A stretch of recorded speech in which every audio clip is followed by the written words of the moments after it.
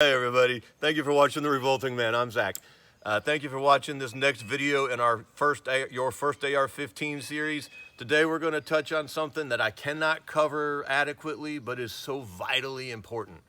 Okay, here's why ammo selection is vitally important. First off, this bullet is the whole point.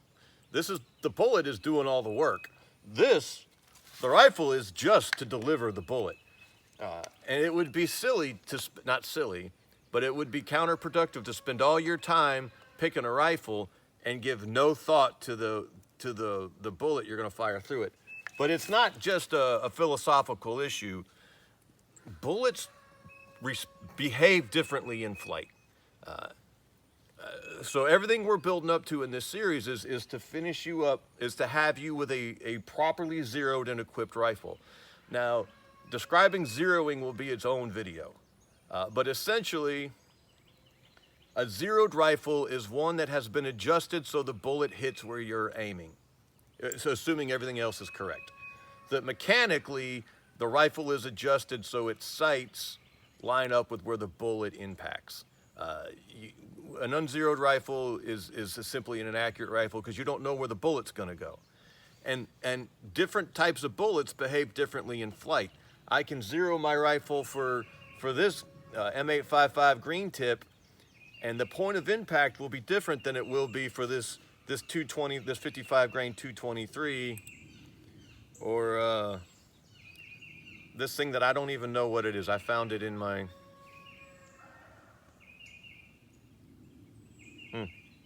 I don't know, just a random bullet. Okay, so it's really important for setting up your rifle to be deliberate about the ammunition you're going to zero it for. Now, there is a easy answer to that I will give in just a minute. You don't have to know all the technical details. There's another consideration too as well though, and it's safety again. Safety.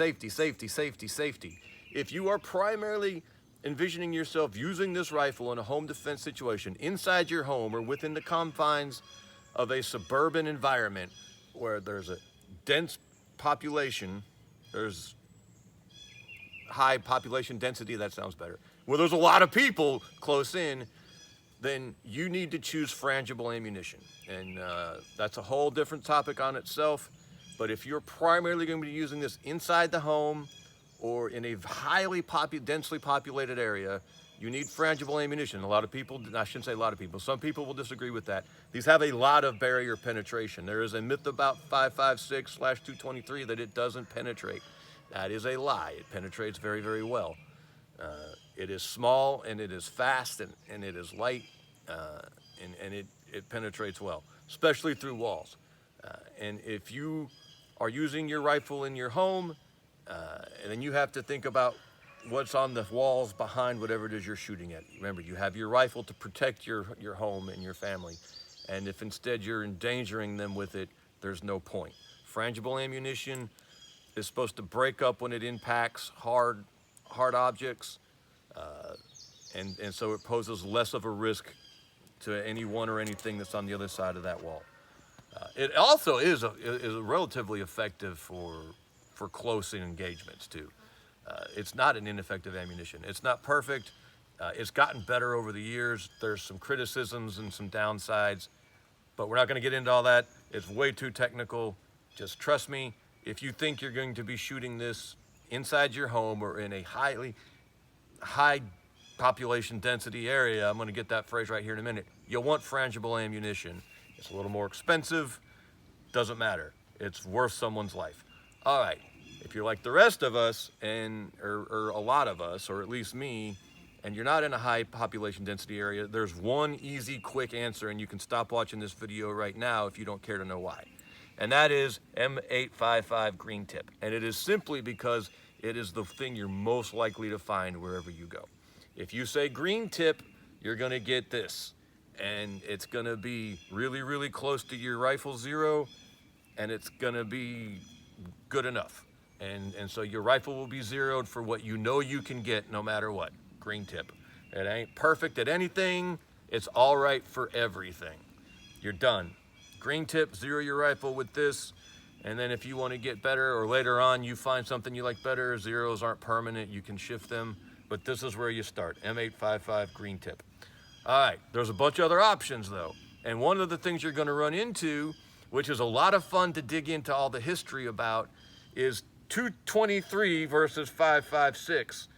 And the truth of the matter is there is no 223 versus 556. It's the same damn thing. Now, there's a whole huge, big, long layers and layers of myth and legend built up around the differences between 223 and 556. None of them are important when it comes to the AR-15. The AR-15 is chambered for 556.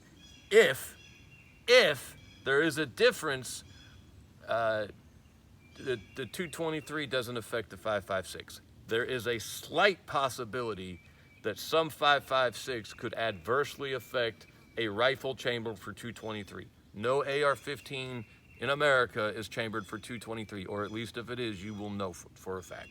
This is your first AR-15, you don't have to worry about it. It's chambered for 556. There's this other thing called 223 Wild. Don't worry about it, doesn't matter. If your rifle is labeled 223 Wild, it shoots 556 and 223. It's a really fun little area to dig down into. A lot of technical details, a lot of ins and outs. It goes back to Eugene Stoner and Jim Sullivan and the guys who first designed the rifle and everything, but it doesn't affect you. You want to zero your rifle for either a brand of frangible ammunition, and there's not that many brands of them out there, but it's a whole nother topic, and maybe I'll cover it, but I don't have any.